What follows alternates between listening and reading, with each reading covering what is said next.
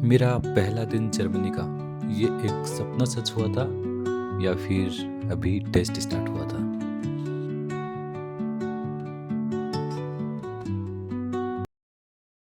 मैं आपसे एक सवाल पूछना चाहता हूँ, आप घर से कितना दूर जा सकते हो? 100 किलोमीटर, 200, 300, 500, 5000? मैं उस दिन 7000 किलोमीटर दूर था। लेकिन मुझे सबसे ज़्यादा दूरी है वो जर्मनी और इंडिया की नहीं लग रही थी। मुझे जो सबसे ज़्यादा दूरी है वो कंफर्ट ज़ोन की लग रही थी।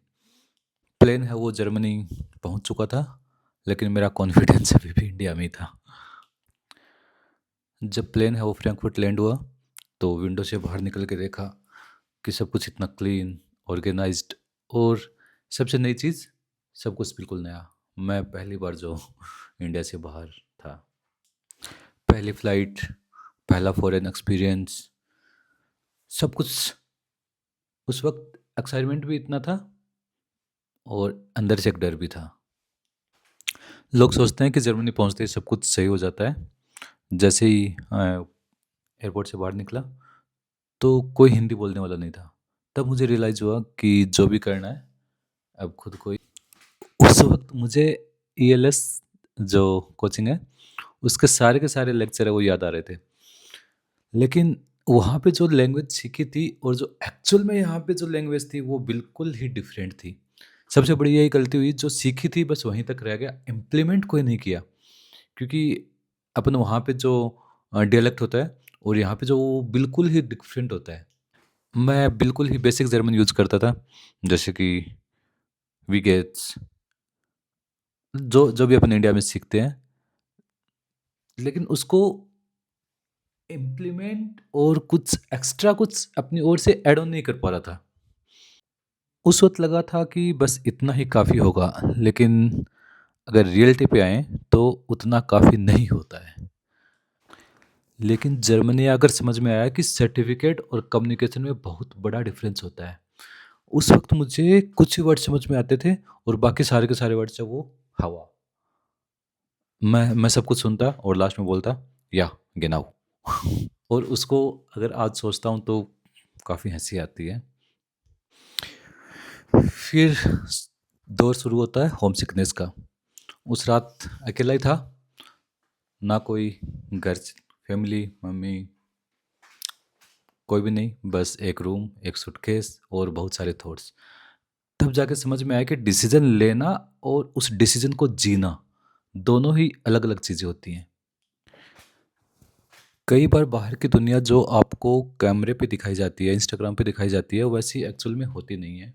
इसके बाहर भी एक दुनिया होती है, जहाँ आपको अपने कपड़े खुद धोने हैं, अपना खाना खुद बनाना है, खुद वो अपनी प्रॉब्लम है वो सॉल्व करनी होती है।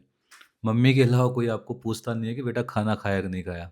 दोस्त है वो सिर्फ इसलिए फ़ोन करते हैं कि सैलरी कितनी है, इतने पैसे चाहिए। हाल चाल है वो बहुत ही कम लोग पूछते हैं। फिर आता है सबका फेवरेट, विंटर टाइम। राजस्थान का लड़का जिसने कभी इतनी विंटर है वो फील ही नहीं की थी। सुबह सुबह उठना, इतना बड़ा चैलेंज भाई।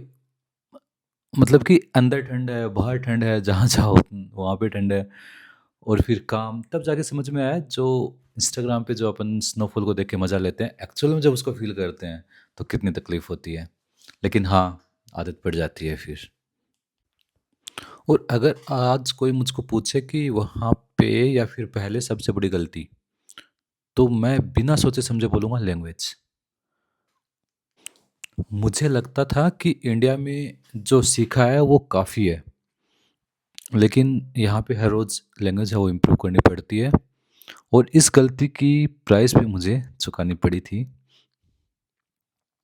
बिकॉज़ एग्ज़ाम है वो 1-2 बार फेल कर दिया था इस वज़ह से। तो हाँ, लैंग्वेज बहुत बहुत ज़्यादा ज़रूरी है। मुझे उस वक़्त बिल्कुल भी आइडिया नहीं था कि जर्मनी में सबसे बड़ा चैलेंज है वो उसका वर्क कल्चर, लैंग्वेज, विंटर, ये नहीं, बल्कि वर्क प्लेस पे होने वाला था। सुबह 6 से साढ़े 10 काम, कभी 7 से काम, कभी ब्रेक शिफ्ट, और वही आपको 600-700 यूरो में अपना काम चलाना है पूरा मंथ का। तो ये एक ऐसी ट्रेनिंग जिसने मुझे मुझे तो पूरा बदल दिया था।